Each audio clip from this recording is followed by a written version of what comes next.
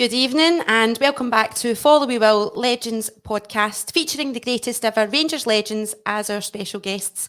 It's Wednesday evening with myself, Lynsey Glen and Stan Gordon, and we have another great show ahead for you tonight, so tune in and share to support us. As always, it's only right that we thank our amazing sponsors who are on board supporting the podcast tonight, and please do check out their social media pages and websites for information on supporting our like-minded people's businesses first and foremost. We have Millencroft Construction, Athol Solutions, Avia Signs, the Gallant Pioneer in Blackpool, the Bluebell Bar, Tenerife, Tate Transport Solutions, DGG Freight Logistics, EK Blinds and Shutters, Ayrshire Tree Surgeons, Mac Network Devices, Big Tam's Ices, the Gart Craig Inn, Ernock Builders, Clearwater, Impact Signs, Cube Glass, and Nith Valley Home Improvements. Thanks, guys, for your support. Remember, if you're on YouTube, give us a like and subscribe to our show, or if you're on any other social media platform, please remember to like, comment, and share. Please get your questions in early for our special guests this evening. Please welcome onto the podcast ex-Rangers legend, Mr. Gordon Smith, and our sponsor on tonight, Mr. Bill McAvoy from Ernock Builders. Good evening, gentlemen. How are you? How you doing, lads? All right? Great to have you here. Welcome to the show, guys. We've got a lot to discuss tonight, obviously, with the way Rangers have been playing, Gordon, but you had a good career at Rangers yourself, and then you went down south, but how did you enjoy your time at our club? Oh, very much. I mean, as it's well-known fact now, because I've told about it, I didn't tell it at the time when it happened, but I just signed a 5-year contract for Rangers when I was sold a month later. So I was 1 month into my 5-year contract when Mr. Gregg decided that it was time for me to go. And at the time, I didn't realise it was a record fee they got for me, and I was forced out sort of thing. But I have to say, I did enjoy it down there, but I enjoyed my time at Rangers. I mean, when you live your ambition, it's one of the greatest things you can ever do. And as I said before, the biggest shock I ever got was when Jock Wallace shook my hand when I signed and said, that's taken a while, welcome to the club. I said, what do you mean? He says, I've been trying to sign you for the last 4 years. Did you not know? And I was like, no. What was the fee, Gordon? When I went to Brighton, 440,000 they got for me. Was that a club record at the time? Yeah, it was a club record, yeah. So, John Gregg and I I won't get into great detail. We didn't get on that really greatly well in my time there, but it was obviously the fee was a big factor. And the other fact that was amazing about it was Alan Mullery told me when I signed, the Brighton manager, he said, I saw you playing 2 games. He says, and you scored 3 goals in the 2 games, 2 against West Ham and 1 against Kilmarnock. I said, that's right. He goes, David Cooper made the 3 of them. And I goes, yeah, that's right. Cooper and I, a good relationship we had. He goes, I tried to sign you both. I went, what do you mean? He goes, I was in for you both. And John Gregg said, I can only have one of you. He says, I've chosen you. I said, well, you get the wrong one.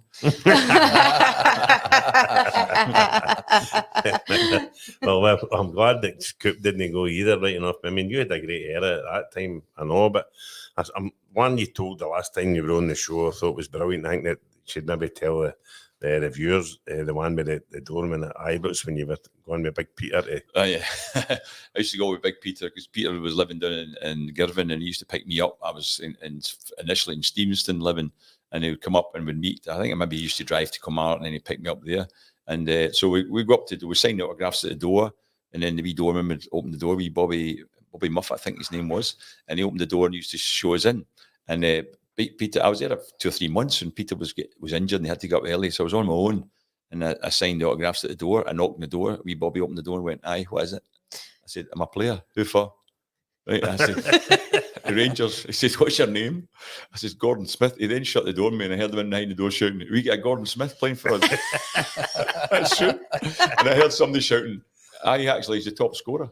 So it was quite funny when he then opened the door. And as I walked past him, he patted me in the back and said, "Keep it up, son, you're doing a great job for us." A minute early, I didn't know who the hell I was. Gordon, you had Big Jock Wallace as a manager. So what was your relationship like with the big man? It was amazing because I didn't know what he was going to be like. There was always this kind of fear aspect of it. And as I say, when he told me he would try to sign me for 4 years, I was shocked by it. But he was great. He was the best manager I ever played for, because he knew when it was a carrot and a stick. I say, I'll give you 2 examples. I've been just when I started, I got in the first team at Rangers and I was scoring goals. I think I scored 7 goals my first 3 or 4 games, and we're playing against St Mirren. We're losing 1-0 at half time, and he was having a wee bit of a go at the players, and all of a sudden he he picked me with my shirt outside. He pulled me out of my seat and he said, "See, when I say we're not playing well, I'm talking to everybody." And he put me back down, right? And I was like, because I must have been sitting with a look on me going, well, it's obviously not me. I'm doing well. You know?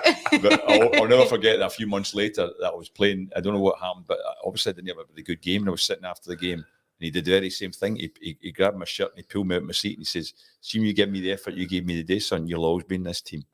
He put me down. So that was an aspect of how good his man management was.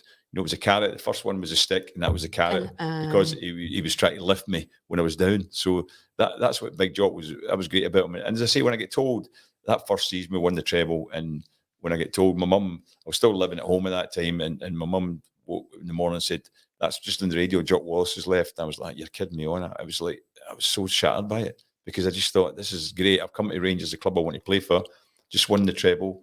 The manager had obviously made an issue of saying I was doing well and all that sort of thing, and then there he was leaving. So I was pretty shattered by it. I see the way things are now in British football and the whole. Do you think Big Jock would get away with the things I think he would. I think he would, because he wasn't hurting them there and like but he knew the best way to manage people, and I think that was the key thing. One of the greatest aspects of Big Jock, and I'll never forget it, was my first Old Firm game. I'd never been at an Old Firm game, never mind played in one, and we're playing in Celtic at Ibrox, and it was 2-0 for Celtic at half time. And 1-3-2. And he came in, but he came in and he said, "Sit down." I thought, we're going to get a row, because every manager usually gave you a row when you were losing at half time. And it was the most positive team talk ever. He just said, "I can't believe you're getting beat. You're a better team than them. You're fitter than them. They've scored 2 lucky goals." And he would, that was his whole... remember Big Advalson scored the 2 of them, didn't he? Right. That was his whole team talk. And then he said, "See, if we play that way in the second half, we'll win this game." And we did. And that's what, for me, that summed him up. And as I say, all the world thinking about him, because he was great for me. It made me realise my ambition, right, of 2 things. One was to go to Rangers, another one was to play well and win things, you know, get success there. 1 season with him, and it was a treble win. No, exactly. No, it was a great season, actually. Yeah. It was a brilliant. Remember it? It was a great season. Do you know what was unusual about that as well? A lot of people don't look at it these days. So many Rangers fans would say to me, even later years, "Oh, you were a striker." And I was a midfield player. No, you weren't. I was. We played an unusual system in those days. It was like a 4-3-3 with Tommy McLean and Davy Cooper wide, with Derek Johnson on his own up front. It was the days before, whenever he was playing 2 strikers or whatever, Derek Johnson playing his own, and I was playing midfield beside Bobby Russell and Alec MacDonald. But my role was to go from midfield and go and support Derek from there. So it was a 4-3-3 or a 4-5-1, if you want to look at it that way, because the 2 wide players we had were like wide midfield. But that was the system. And Jock Wallace said that, you know, he says people struggle to cope with this system. He said that to me. And when he signed me, he said something at first. He said, "That's the last piece of the jigsaw. You're the last piece of the jigsaw," he said. And that was a system. He wanted me in because he wanted me to play that role. Like some of them play the new, like a number 10 type of thing. That's exactly what it was.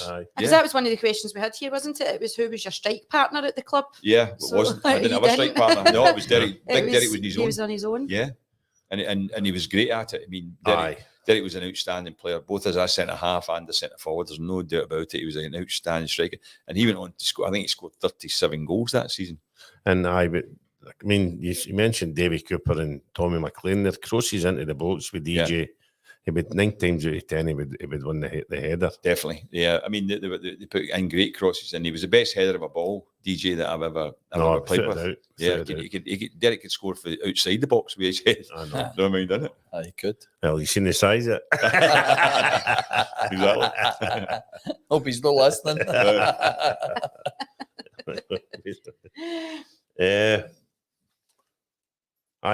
Bill, can you remember Gordon at the club? Oh, yes. How did you rate Rangers in the Jock Wallace era? Different class.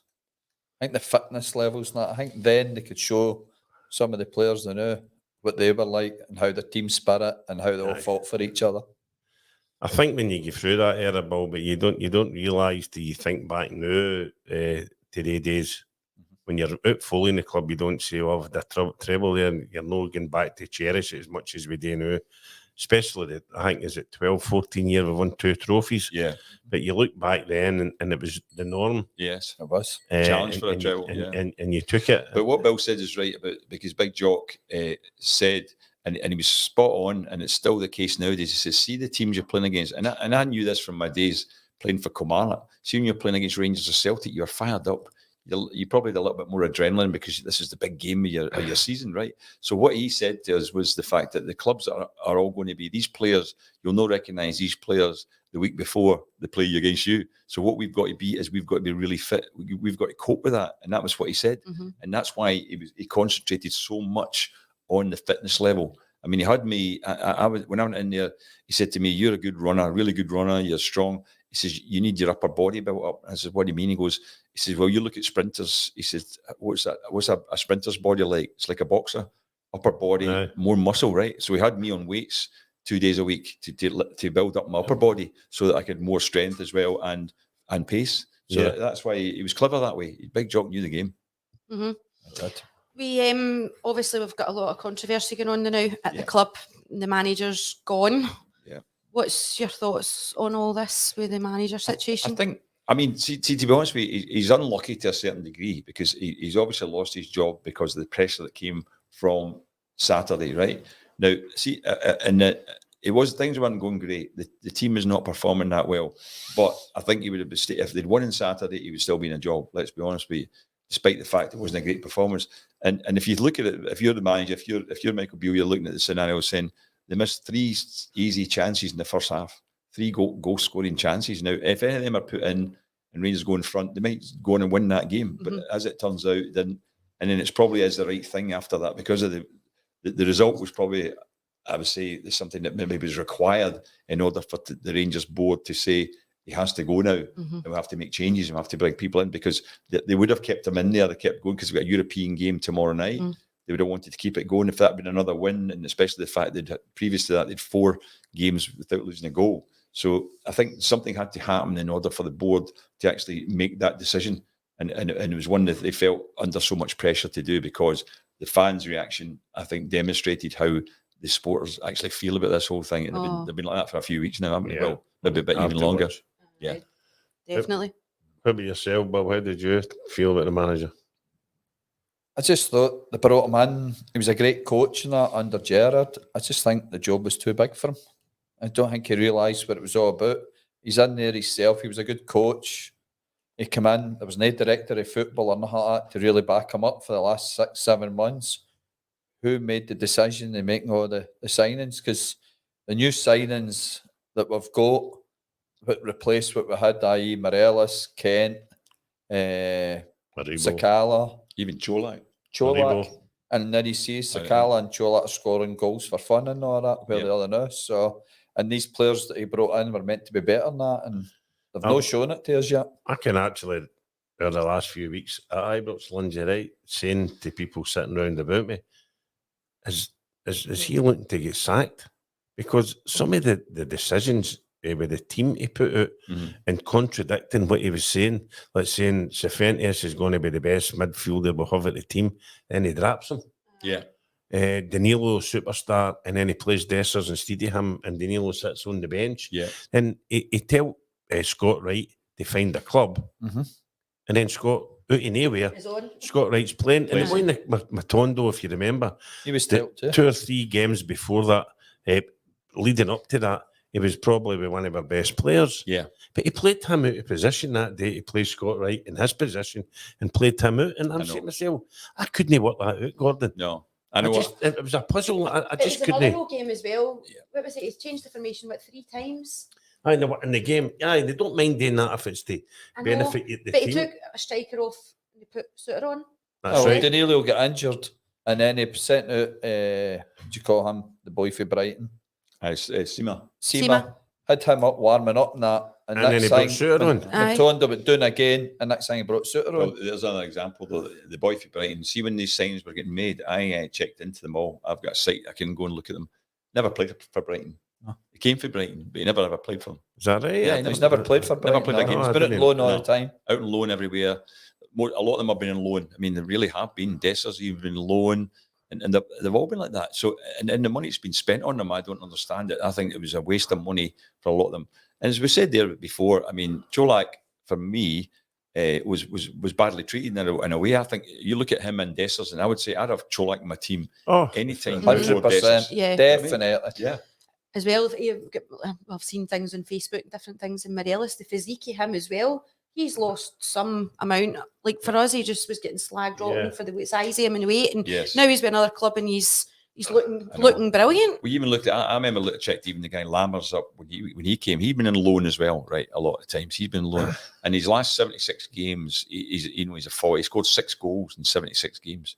Now I would have been ashamed of myself if I had a record like that anywhere, scoring 6 goals in 76 games. That's really poor. And if you'll know better than us, but I think a lot of signings go now with people's stats. Yes. When a scout goes to watch somebody, the first thing they do is they take the stats, but a lot of us don't see. But that's no great stats. No, that's one of the things I'd be looking at right away. It would be like goals per game. That's a crucial stat for people who are going to be your front people, isn't it? Yeah. You want to see. My opinion has always been that if a striker isn't better than 3 goals, a goal every third game, right? If he's worse than that, don't sign him. No, regardless of where he's been playing. That's my thing about using stats. It's about people that can put the ball in the net, and that's what you're looking for strikers. Yeah.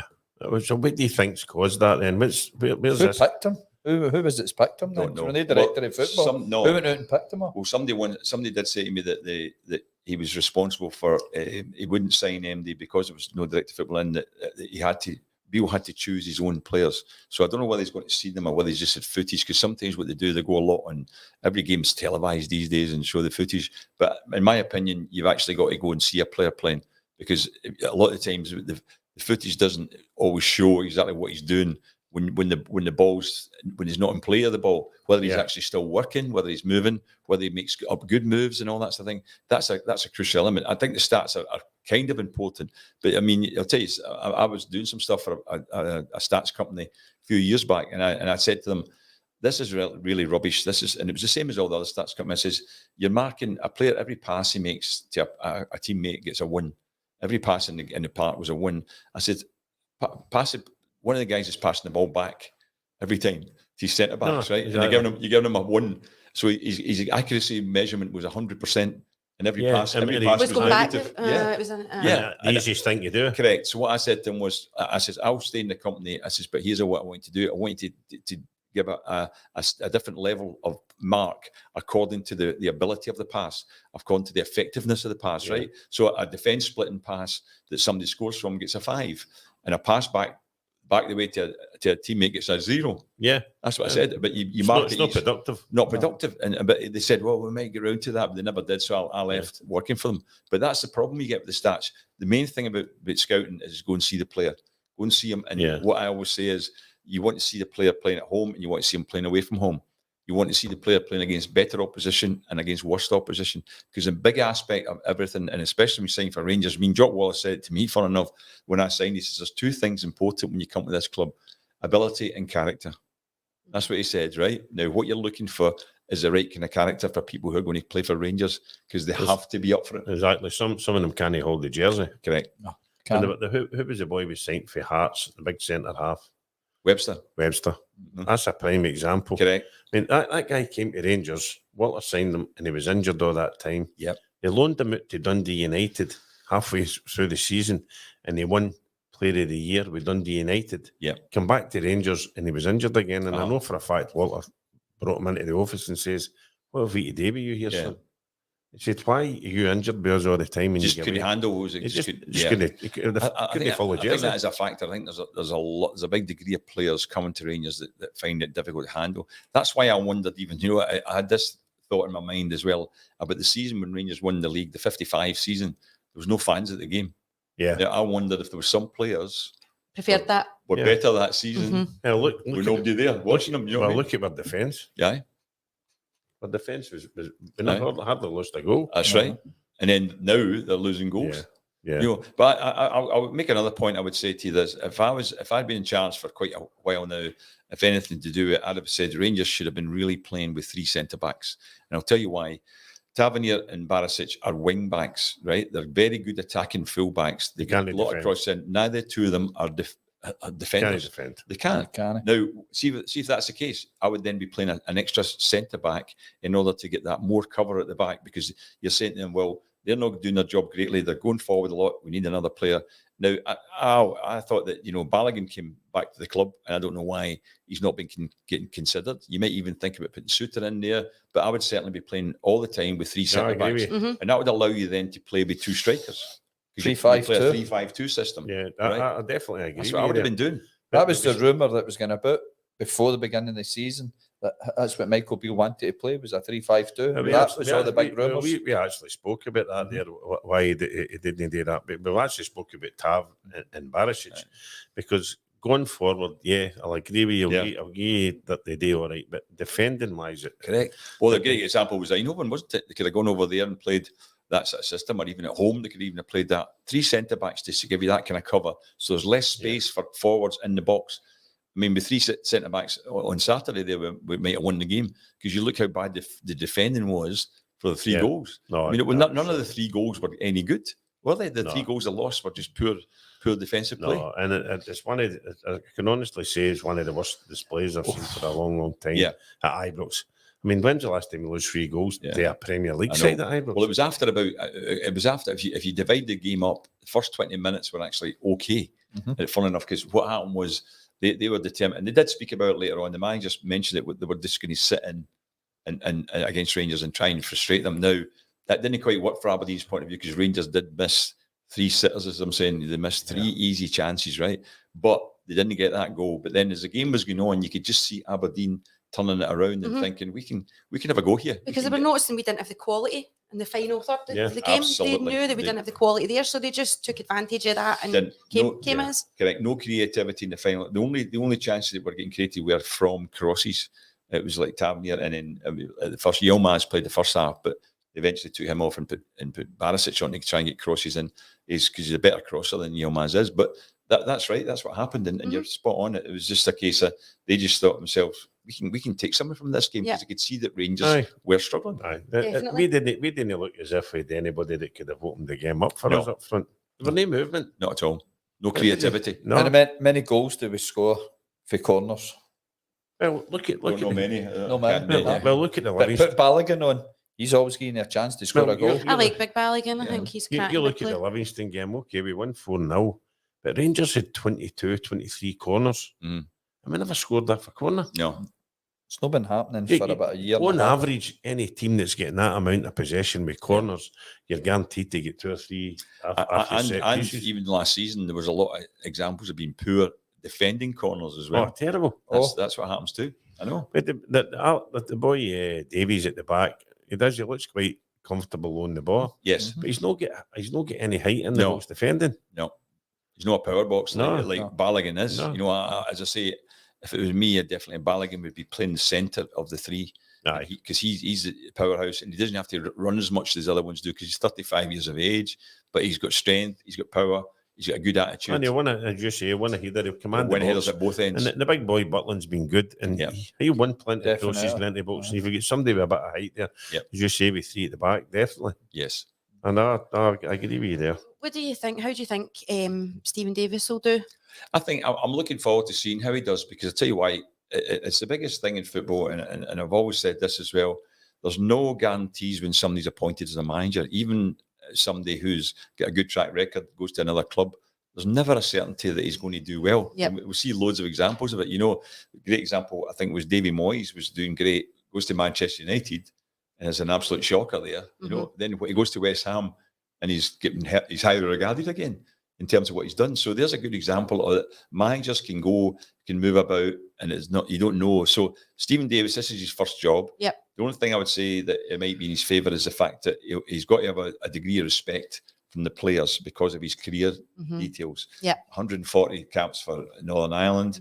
He was. I used to say to people, it was quite funny. I used to talk about them to people, and they never noticed it until I told them to look out for it. Stephen Davis was absolutely brilliant in terms of the role he played in the team.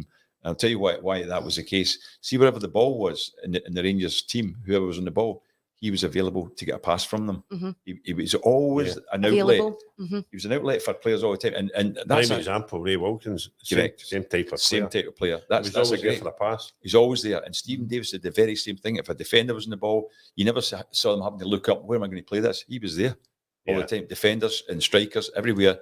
And that's why he's outstanding. That's why I'm interested to see how he'll do, because he knows the game very well in terms of, because he knows how to play it. And I just think to yourself, well, you maybe have a great idea of telling players exactly what the requirement is. Here's your role. Here's what to do. Depending, he'll need to get his players back fit again and get the right team and all that. The midfield needs sorting. So yeah, with the experience he's got in the middle of the park, I don't know if I said to you, Lindsay, at the weekend there, right? I seen a guy had put a post on last week there, right? And he was talking about Cifuentes that was signed over in America, right? And the boy said, I moved from Scotland to America 30 years ago, and I never missed a Rangers game earlier. He said, I love the club and I watch every game and all that kind of stuff. He said, but I go on to watch the American game now. He said, and I'd been watching Cifuentes for 3 seasons there. He said, and he's a superstar. He said, and he was absolutely brilliant. And seeing Rangers come in and bought him there, he said, this guy's going to be a sensation. He said, he's came to Rangers and what's happened? I know. So what's happened? Michael Beale says he was a 20-25 million pound player. But what's happened since he's came to Rangers then? Yeah. And you look at all the videos that they put on for Rangers and all that, showing us what it was like. He was coming for the halfway line, powering through 3-4 and shooting 22 yards and scoring goals. Nobody does that. Nobody does that in our team. Nobody, they all want the final wee tit-tat. Instead of having a shot 18, 20 yards out, have a go. We don't do it. We always go for the perfect goal. That's what makes you think, is that because Beale had a different setup and a different way he wanted the team to play? Yeah. Could be. I mean, that's the thing. I still don't think you know what way he wanted the team to play, if I'm honest. That's what I'm saying. You got to realise, if you're signing a player, you think, this is what he's good at. Here's what I want you doing for us. The same thing.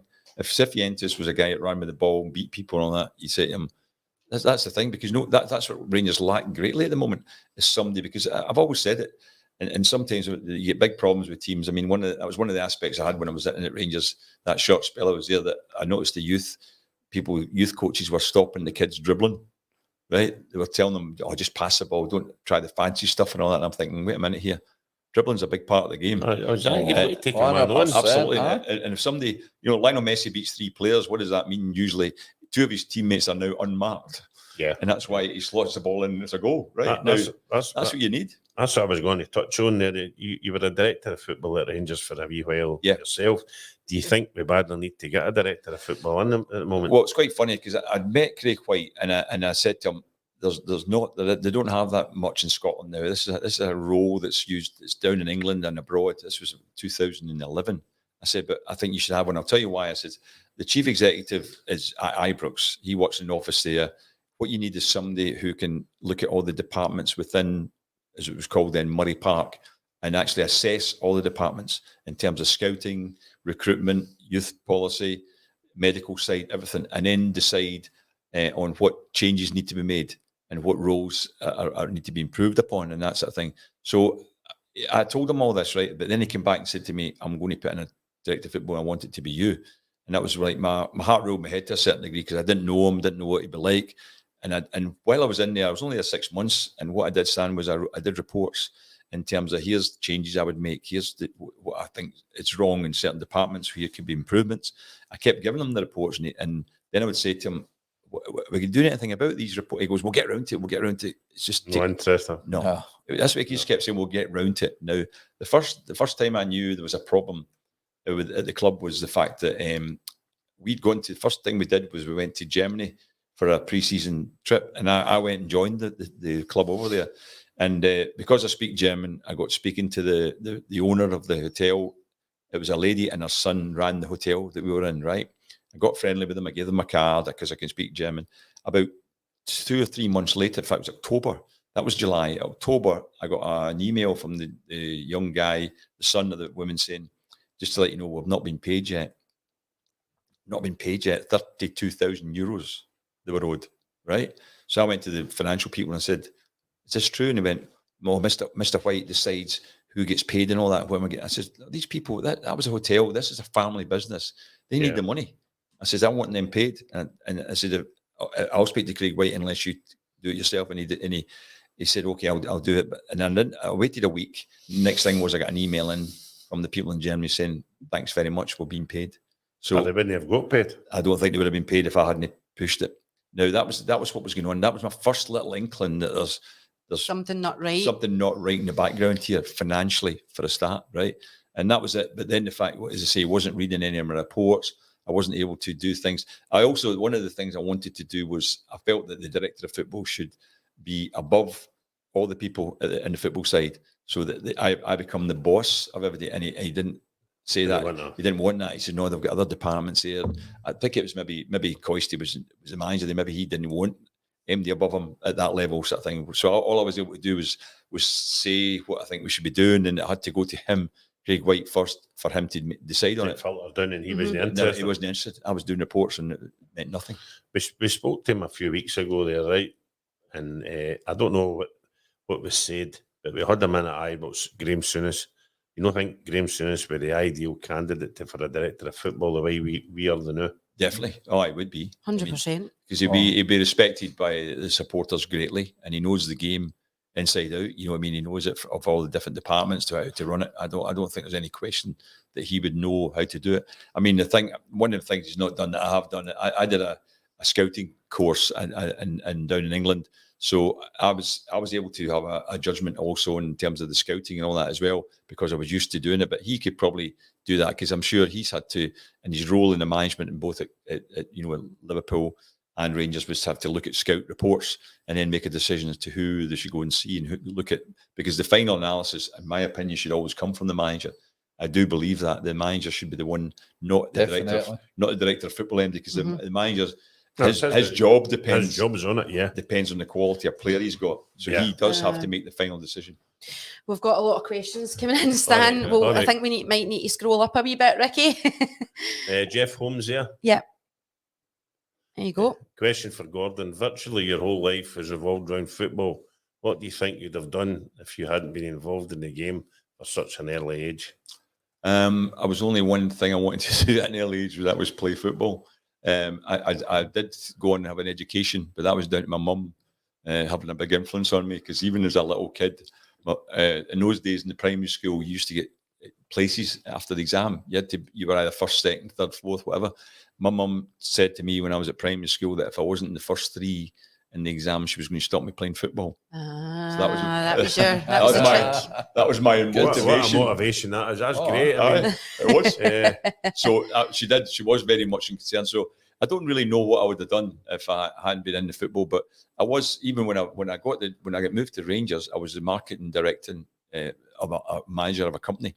I was already doing that when Rangers signed me, and I was just working along the road from Ibrox at the time. That's right. And I did actually say to Jock Wallace, "What's the programme?" He said, "We train every morning."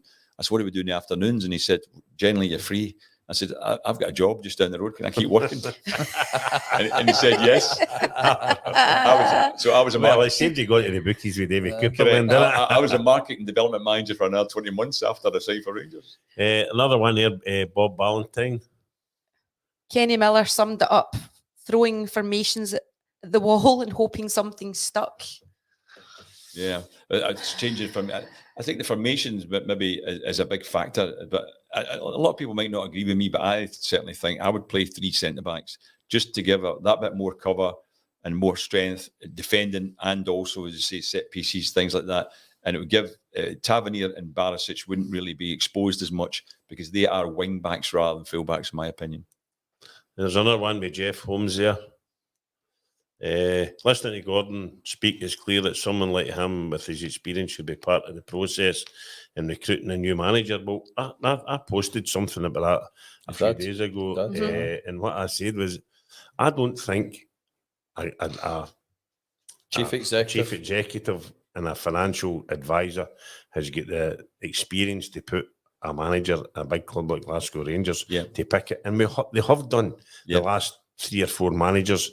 I feel now it's time, guys like yourself, a Graham Souness sitting there, a Dick Advocaat sitting there, and Alec McLeish sitting there, guys that have won trebles, guys that have won things with Glasgow Rangers, guys that knows about the club, to sit and interview a guy for that job. I think it's a good point, Stan. I'll tell you how the significance of that, because when I was at the SFA, I actually argued the fact that I should be choosing the new manager for Scotland rather than it being chosen by the board of directors, who none of them had even played the game. Yeah. Right. So, and they were like, no, that's a board decision. That's who makes it. So I was kind of frustrated by that, because I did feel that I would make a decision. But the funny thing was, in order to put a lot of the information forward for the next manager, I would actually phone people in the game to ask about them, to ask what their knowledge of them was, to ask what they thought of them. I mean, even Alec Ferguson, I could phone Alec Ferguson and ask him about certain people. Yeah. And say, what do you think of him? What do you think in terms of his tactics and how he runs the game and all that? And Alec Ferguson would give me advice. Yeah. So that's the way to do it, isn't it? You speak to people in the know. Mm-hmm. That was definitely a good point there with Jeff there, definitely.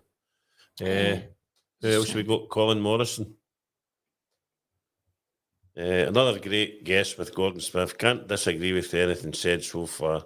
Looks like we're going to take our time before getting a new manager. I'd say a director of football, maybe an idea to get in place first to help with that. Be it someone like Davy Weir or maybe a Souness, I think would bring in additional cash with major investors if he was in place. Indeed, maybe Gordon Smith himself may be interested. Well, we kind of touched on that there, Colin, and it's the same kind of idea. I think that's the way it should go, definitely. It's not going to go that way, but... No, I know. I think the majority of the fans are all in the agreement that we need somebody there, like that's played for the team or knows the club better, that to have an opinion and have some sort of say. Aye. We're all I think you're right. I think that would be a crucial element, because I say it's a big factor. Being at Rangers is really, it's different from anywhere else, because it's quite funny. One of the greatest examples I ever got of the difference was, I went to Brighton, and the first game we played against Wolves, we won. Next game we're playing Ipswich, and we're on the bus going down to the match, and I heard the boys sitting there and say, we won't win today. What do you mean we won't win? So we don't win down here. I'm thinking, seriously? If you're going to get in with that mindset. Yeah, that's already they're thinking we won't win today. Right now, at Rangers, it was like, we need to win today. Yeah, every game's winnable. Ifs and buts. No, it didn't. It was, every game had to be a winnable game, because the fans want it, the fans demand it, and as you know, as a player, you're expected. And the expectancy levels are high, and that's what a lot of people can't cope with. Is the expectancy levels are always another degree from anywhere else you play. Yeah, definitely. Was Alex saying, Alex Kelly? I can't believe our board have the arrogance or ignorance to choose our next manager themselves. Why haven't they asked Souness, McLeish, Gordon Smith to make an appointment? It's gross negligence to ignore these fantastic football men. Yeah. It's a good point, Alex. But the thing I would say to you, that it would be good to put a little committee together in terms of that. People who know the club, know the Rangers Football Club, how it operates, everything about it, and then say, right, just give us your advice now. So they actually take advice from it. Do we know that they haven't, though? Do we know that they haven't contacted the likes of Souness, or he was at the game? Well, certainly haven't contacted me. No, well, he was at the game because he was up for that function on Saturday night. I don't think so. I think that the club think themselves that they're good enough to put somebody in place without going to anybody else. I think, and I said this that on the last show, and we said it before the show started there, I think they've distanced themselves so much from our ex-players and with their legends that were running about the club. I mean, they were nothing better than a Jimmy Bell in the dressing room saying to the play, like, we're playing at the end of the day, they're no good, and they've done this against us, and you know what I mean? And guys like John Gregg in and about the dressing room, Bomber being there at the training ground, B. Durant involved, yourself when you're involved. Yeah. Guys that's done it and been down that road. There's nobody there now that I can think of that they players in that dressing room could look to and say, how was it in your time? Yeah. Well, another name is mentioned. Another name mentioned there was good was David Weir. He's obviously somebody who I think commands a lot of respect as well. He's done a good job down at Brighton in terms of getting players signed and all that, because he's very much part of the recruitment down there, and then they move them on. So, but he's got great experience. He did a great job when he was at Rangers too. Oh, he did, yeah. No, without a doubt. Stephen Parks made a comment there as well. We don't even have coaches in the background ready to come through. It's criminal. I know. Yeah. There's a lot of things do need to be looked at and improved. I think the biggest factor would be, it'd be great if there was a big investor come in. That would be a crucial element, wouldn't it? Just to turn things around in that respect. But as I say, even though I'll go back to it in a way though, even if you'd people like myself, Alan McLeish, Graham Souness, David Weir, choosing a manager, you're still not 100% going to get it right. No, because there's an element of risk with every single appointment, and that's why I'm interested. I'm interested just to see how even just now Stephen Davis it can do with Alec Ray, because I think it's a nice way just for a short period, just to say it's not that maybe they're going to be the way ahead but let's see how they do. Because they might just change it around. Because there is a great examples of managers, people coming in and they always say, "Oh, that group of players are useless," and then a manager turns them around. Mm-hmm. I mean, I've seen that happen as well. A great example actually was even at Kilmarnock a few years ago when Steve Clark took over. They had 4 points from their first 8 games, Kilmarnock, that season, right? Steve Clark came in and they got into Europe, right? From 4 points from 8 out of 24. Yeah. And then he got some into Europe and it was the same group of players. So somebody can actually just by actually getting these players. I know there's a few ready to come back. I mean, I was writing down earlier on who, I would say are the 3 centre backs, but you need to have Cantwell back in the team, Raskin, Roof. These are vital players that are missing at the moment. Yeah, and you're looking at Matondo might be able to do a job. Lawrence, people like that, big player. Lawrence was going out too, man. He was told to find a new team. I heard that. I couldn't believe it. Is that just because his injuries, or what was it? Must be, aye. He was told to, and then all of a sudden he's in the plans. And what Stevie Park was saying there about coaching wise, I agree with him. And I think as young Stephen Smith, you were his agent, weren't you? The great boy, Zablanter. Yes. He's been on the show, hasn't he? He's been on the show, and he's. Did he mention I was his agent when he was on? Well, his uncle's my best pal, so we go walking every morning. Willie. And we spoke about it, and he's quite happy for Stephen to get that role, get and step up. But I said to him, what we need to watch, what he needs to watch is, see every time this has happened, that there's been a change of management, they step the youth boys up, like Stuart McCall moved up when there were a change of management. Yes. But when they brought a new manager in, he's paid off. Right. Happened to Gordon Jury. Right. Happened to Ian Durant. And they're quite happy and they're good at their role at 19s and 18s. Me Durant but there were nobody better than me Durant looking after the 19s and 18s and all that. He had the boys working for him and they adored him. But then they say, right, you're going up beside Coisty, Walter Smith's taking a step away, and they got banged, they're paid off. But they're not back at the club. They're looking back down to the 18s and 19s. And I'm just fearing that doesn't happen to Stephen. Or tarnishes Stephen Davis's reputation with taking ours for just a short period of time. Yeah, I know what you mean. That's my fear about it as well, that could happen. But I hope it doesn't. I would like to think our fans would know that he's been put into this position obviously last minute, and he's trying to pick everybody up for the downfall that's just happened. So they know it's not his fault, Well, that's my views on it. Of course. Gordon Jury, a prime example, was doing great with the boys too. And then they said to Gordon Jury, right, Gordon, you need to come up and help the first team. I don't want to help the first team. I'm quite happy where I'm at now. You're stepped up the change of management.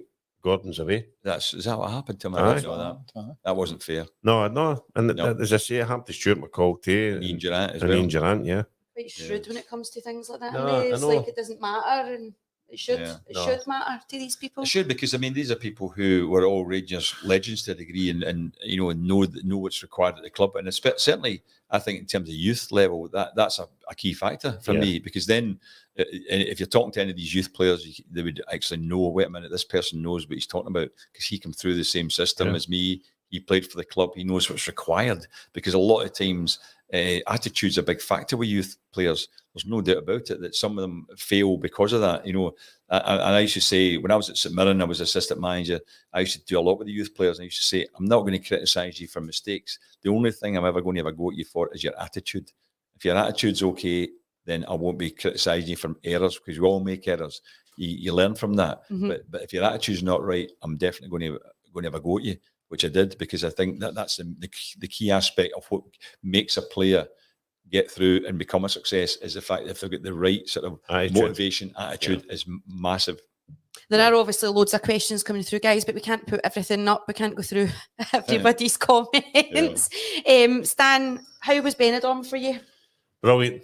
Great week. It took me a week to recover when I came back, right enough, but no, brilliant. And it was good to see Scott Nisbet there. Oh, it was good to see Big Nisbet.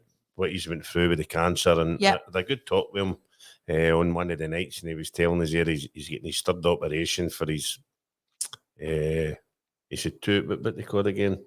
The tumours. He's had them removed. He said 2, so he's getting another one done. But he was in great form, and him and Gordon Jury were sharing a room. Oh, right. Oh, this is hilarious. So Gordon Jury went home with a good drink in him about 1, 2 in the morning. Right. Goes into the room and the veranda's open, so he decides to shut the veranda over and shut the curtains and went to bed, and Big Nizzy was locked in Looked out the And then it was veranda. just- All it was night. in the back. All all night. night, and he never heard them chatting or nothing. I Really? got in at 5 in the morning. It wasn't that bad. It was warm anyway. I heard them at 22 5 in the degrees it morning. was for him. That's brilliant. Isn't it? So he looked him out, but no, it was good, and it was good to see some of the boys. Great story, I know, Gordon. I thought it was brilliant. We were watching the game on the Sunday.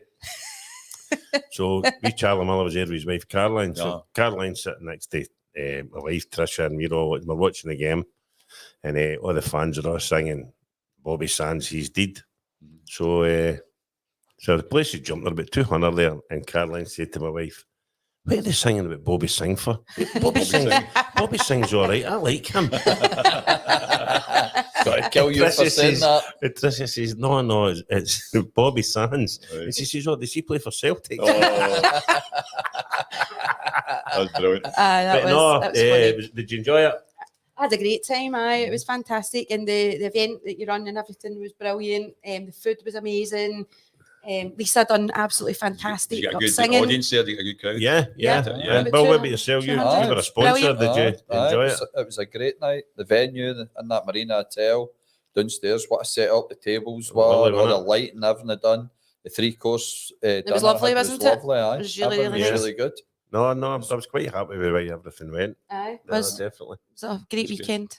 Great long weekend. I'm seeing something this weekend that the NASA thing's been cancelled. New New York. York. Is that right? It's Is been it- cancelled. I heard Yeah. that. Mm-hmm. Yeah, Yeah. so Why? I don't know why. They just said it was something to do with the financial side of it or whatever. So I don't know whether they're going to have another, convention somewhere else. But it says New York's cancelled. Gordon. See for flights and Yeah. hotels for bringing players over and Yes. different things. There's a lot of money Yeah. involved in it. No. Yeah. I just saw something it was a notice that had been put out just saying it's been cancelled from New York. But as I say, I don't know whether the whole convention will be cancelled or not. I don't know. I think the problem is they spent all their money in Benidorm there. It stands to. And another funny wee thing that happened, Gordon. You were on Rangers TV, and you said Stan Gordon, your good friend Stan Gordon. That's right. Oh, it was heard. It was heard. The guy was called Stan, and I actually called him Stan Stan Gordon. during Gordon. the game. And we Tom made a laugh of it. Aye. He just I was said, actually watching the game on Sky, and the next thing I got about 8 or 9 texts through. uh-huh. And I'm like, what's this? This is just a dimension on Rangers TV. So I thought one of the boys says, hey, Gordon Smith says, aye, Stan Gordon right in front with the header. And Tom Miller says, no, Stan Gordon's the boy from Atlanta, the Rangers fan. He says, I know. I couldn't believe I got that wrong. It was a funny one again. A funny one at the weekend because my brother phoned me up. He said the mics were still on at half time. Do you know that? And I went, no. And he says something get brought to the table, and we Tom Miller went, that's a beauty, thanks. And I went, no thanks. And my brother says, it was obviously a pie was getting brought to it. And I went, that's what it was. And you could hear you. He heard me say no thanks. And we Tom and said, you're beauty. Stan's got it down here on the script as well. What was your thoughts Saturday, Lynsey, for the game on Saturday? After what I would like to say first of all is I'd like to thank Stan and wee Sammy as well from Milncroft Construction for having me on at their table for hospitality on Saturday. I had an absolutely fantastic day. I've had my wee treat now, Stan, so I'll not annoy you about it anymore. But I thoroughly enjoyed my day in your company. It was fantastic. Everything except the game. Is that what you're trying Well, to say? this is what I'm trying to say. Everything except the game. And also he's put, what's your thoughts on Saturday? I can't remember because I think we had about 3 bottles of wine between us, pints of cider, and I just remember, I think I was knitting his ear the whole game, to be honest with you. Well, I'm looking back now. I wish I had 3 bottles of wine during the game. as well. Honestly. Yeah. But the highlight as well was obviously I got to see Big Amo and Arthur, my big pal Arthur. Right. Aye, so I was pleased to see That's see right. those guys as well. And then the 2 young boys that were in as well speaking, they Couple were of good, the youth boys. Yeah. 2 couple Aye. of youth players, was it? Yeah. Yeah. were in as well. So it was a fantastic day, and obviously Big Mark Gately as well was there, and it was good. I thoroughly enjoyed it. So thanks, Stan, for taking me in, you and wee Sammy. I think we've found this season, Bill, that the worst part of going to the fit was watching it now, and that's Yes.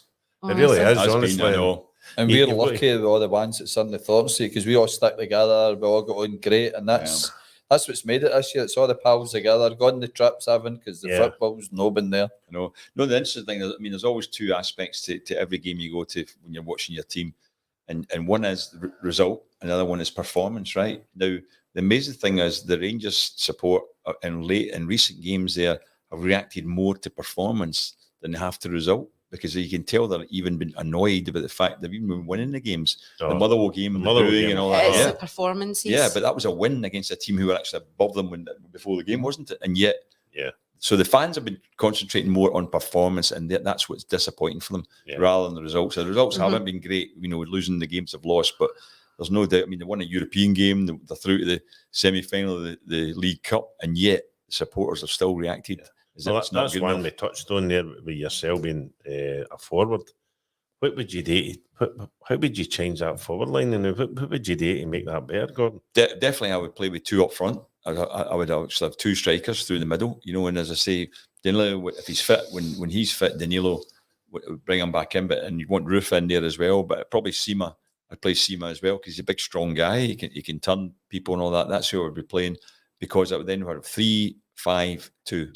That's the way I would play it, so that there's 5 in the midfield and the 2 wing backs, Tavernier and Barisic, are they're the wingers as such. Suppliers. They're supplier for the crosses, but you want to have more than just crosses. You want to be able to play through teams through the middle as well, and that's why I would play with 2 strikers. And I think that's a thing I would say, I know that we've been unlucky with, is the injuries, because I think the boy Tom Lawrence would have brought something to the game on Saturday.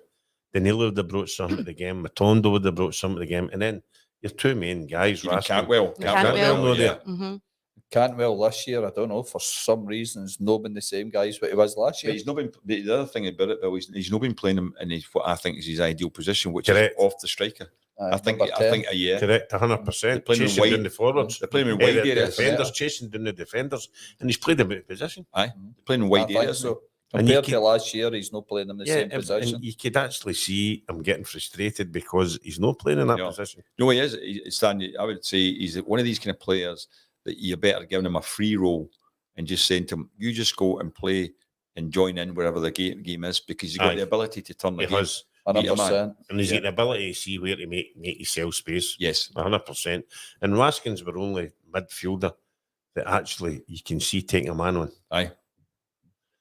I like Lundstrom. He's been playing well. I would give Lundstrom pass marks by the way of the last few games. He works hard. Him and Jack and Cifuentes, the way they've been playing, are all similar. They're not going to bust forward. They're not going to get into the box.